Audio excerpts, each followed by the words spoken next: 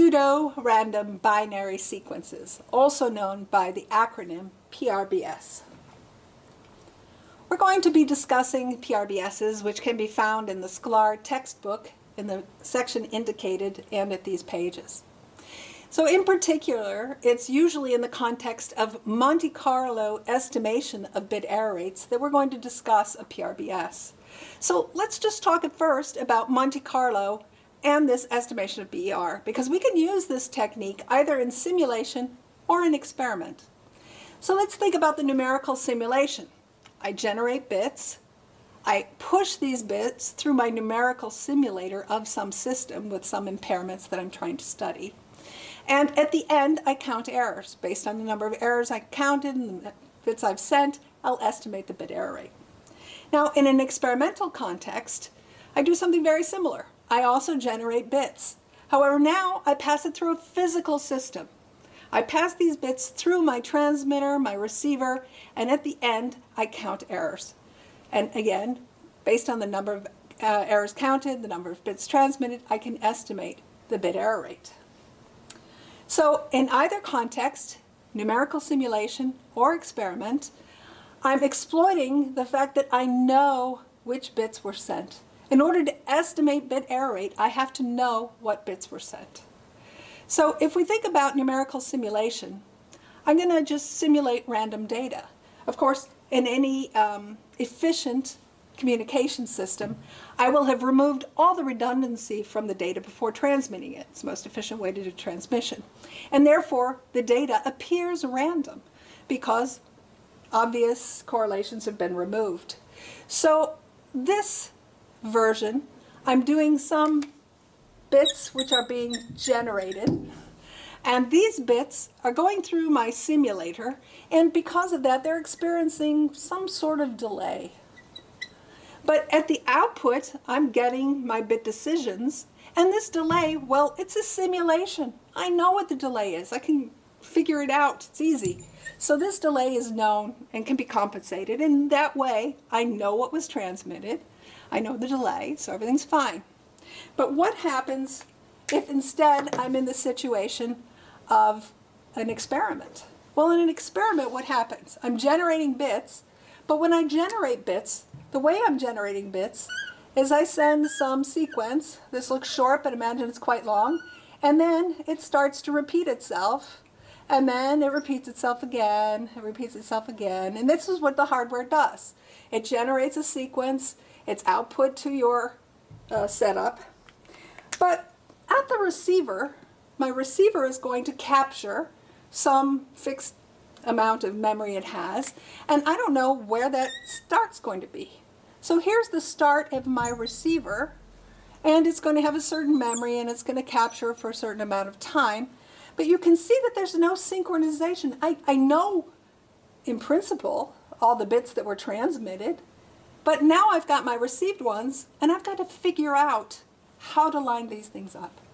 And that is the reason that we're discussing PRBSs, or pseudo-random binary sequences. To do that synchronization, we need sequences with very special properties, and that's the next point of discussion. So the first property that is desired in a pseudo-random sequence is that it have balance. As I mentioned, a true communication system will have data which appears random, all redundancies removed. And of course, if I'm testing my system in an experiment, I'm going to want to test it with data which has the characteristics of a real system. It gives more meaningful results. The bit error rate estimate that I get is going to be more accurate because it's going to reflect what will happen when real data is transmitted. So balance simply means that there's an equal number of ones and zeros in the sequence. So although it's not really random, it's a fixed sequence, it looks random even if it's not. That's why we call it pseudo-random. A second characteristic is that there's no long subsequences, because imagine that I had equal number of ones and zeros, but all the ones were together followed by all the zeros. That doesn't look very random to me. So we insist that there's not a subsequence very long with all the same bits. Again, it looks random even if it's not. The final one is a constrained cross-correlation. When I say that my data is random, that means that if I correlate the data with a delayed version of itself, there's no correlation. It's completely independent, one bit to the next. This is the equivalent to saying that the cross correlation is going to be very small. So the data looks like it's random and it looks like it's uncorrelated, even if the same data is said in repetition. So I introduced this with calling it a PRBS, or a pseudo-random bit sequence. In the literature and in different discussions of PRBSs, you'll also see it called a PN sequence, or pseudo-noise sequence. And this nomenclature comes from the autocorrelation property, because remember that if we have additive white Gaussian noise, that additive white Gaussian noise has a autocorrelation function which looks like the delta function. That all delays have zero correlation except when there's absolutely no delay and the noise is lined up within itself. Then of course we get a big peak of correlation. So because the sequence, this pseudo sequence, also has this property, we also refer to it as pseudo-noise. So how do we get a sequence with these desirable properties at an inexpensive hardware? Well, what we use is a linear feedback shift register, an LFSR, linear feedback shift register. And here's an example of a somewhat short PRBS or PN sequence. And in this case, I'm showing 4 shift registers. And these 4 shift registers are binary entries. So the entry here, every bit interval, I shift. Whatever the bit was in 1, it goes to 2. What was in 2 goes to 3. What was in 3 goes to 4. And the final shift register is really just a buffer for the output, because whatever is in this final buffer becomes the output of the sequence. Now, the feedback part, I come back, I use some modulo 2 addition of different shift registers. In this very simple example, the 3rd and the 4th shift registers are combined, and whatever their modulo 2 addition result is, that is what is shifted into the 1st shift register. So this is a very simple hardware implementation that we can run at very fast, because each of the elements can run very fast in electronics. So here's a simple table to sort of illustrate what's going on in this M sequence.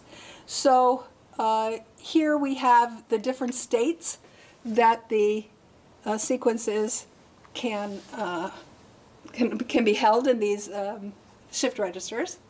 And as I mentioned, the X4, the final one, becomes the output. And it's easy to see that as I go to the next bit time, each time I go down to the table, it's 1 bit interval later. What was in X1 goes to X2. What was in X2 goes to X3. What was in X3 goes to X4, and X4 becomes the output. So then the question is, what about this feedback? What goes into X1? So it's not this. It's not that I take whatever was in X4 and I put it in X1. No, no, no, no. Instead, you can't quite see it here because it looks like there's a 0 coming. But imagine this. There's a 1 and a 0. And what I have going into 1 is a 1. That's because I take the 1 and the 0, I add them, and that's what gets fed back. So as I feed it back, eventually I'm going to get to the same state for the registers.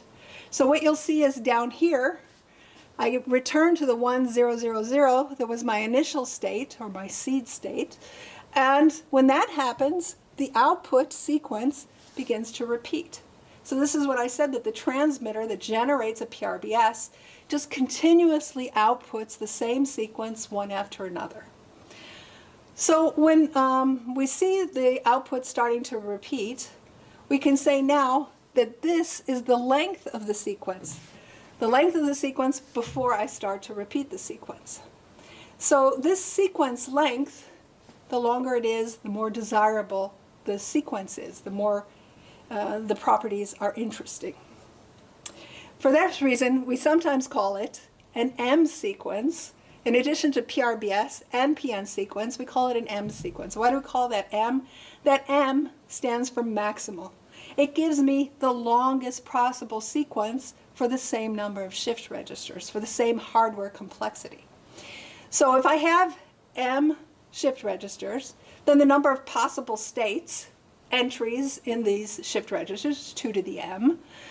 The zero state is, of course, not allowed. Why is it not allowed? Imagine I had zeros. Then any function that I'm trying to add of any pair of shift registers, or any number of shift registers that I'm going to add together, it doesn't have to be 2, it's always going to give me a 0. I'm always going to feed back a 0. I'm going to sit at the 0 state. So for sure the 0 state is not allowed. So given that I throw away the 0, if I have m registers, the very longest sequence I can generate would have 2 to the m minus 1 is the length. And when we call it an m sequence, it's because it actually does have this length, 2 to the m minus 1. Note that 2 to the m minus 1 is an odd number because that plays into the properties of m sequences. For instance, if we look at this one we've generated and we counted the number of zeros and ones, we would see that there were 8 ones and 7 zeros. It's not exactly balanced because it's an odd number, but they're only one off. It's a characteristic of m sequences. We also wanted to have no long subsequences. If I threw away the zero, all zero state, then it's the all one state that is the longest subsequence. So the longest subsequence will be one sequence of all ones. And then there'll be a sequence of m minus 1, or in this case 3 zeros, etc. We can deduce the properties of the m sequence. So this guarantees that we have this balance and that we also have the no long subsequences. Now I'd like to talk about the autocorrelation function. So this is the definition of the autocorrelation function. Here we have the sequence, x of t, correlated with itself. Tau is the delay. So this is the autocorrelation function, is the delay of the correlation of the sequence with itself.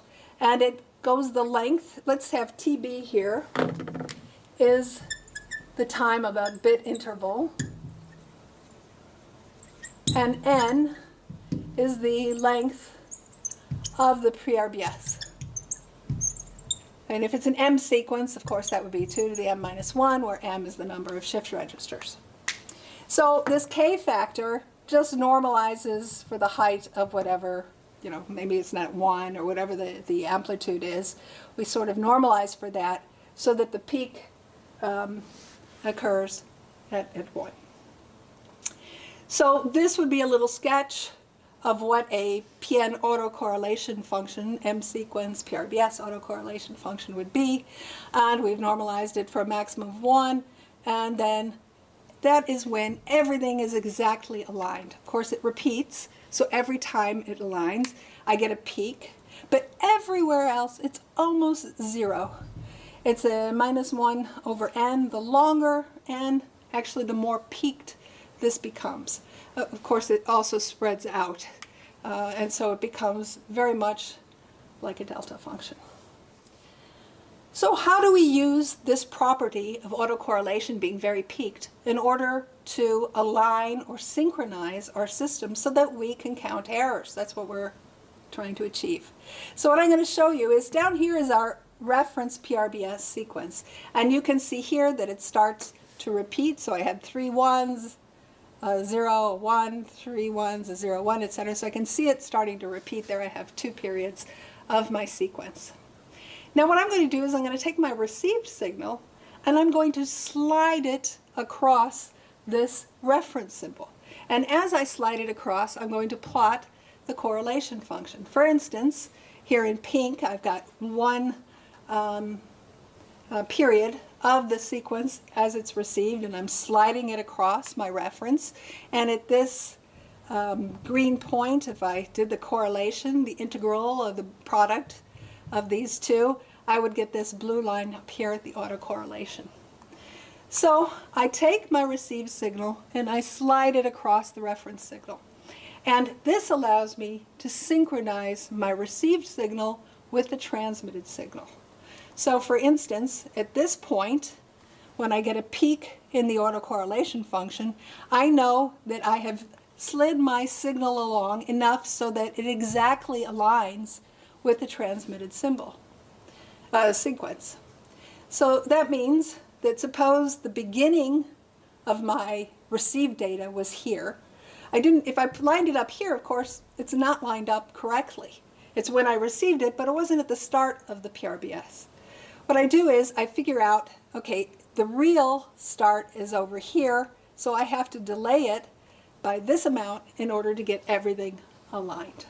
Of course, once I get it aligned, now I can count errors. I know what was transmitted. I can count, did I make a mistake? Of course, here, there's no errors. I'm just giving you an example where everything is perfect. No noise, no distortion, no errors. But typically, there'll be impairments. There'll be noise, there'll be distortion. Things will make mistakes in the bit decisions.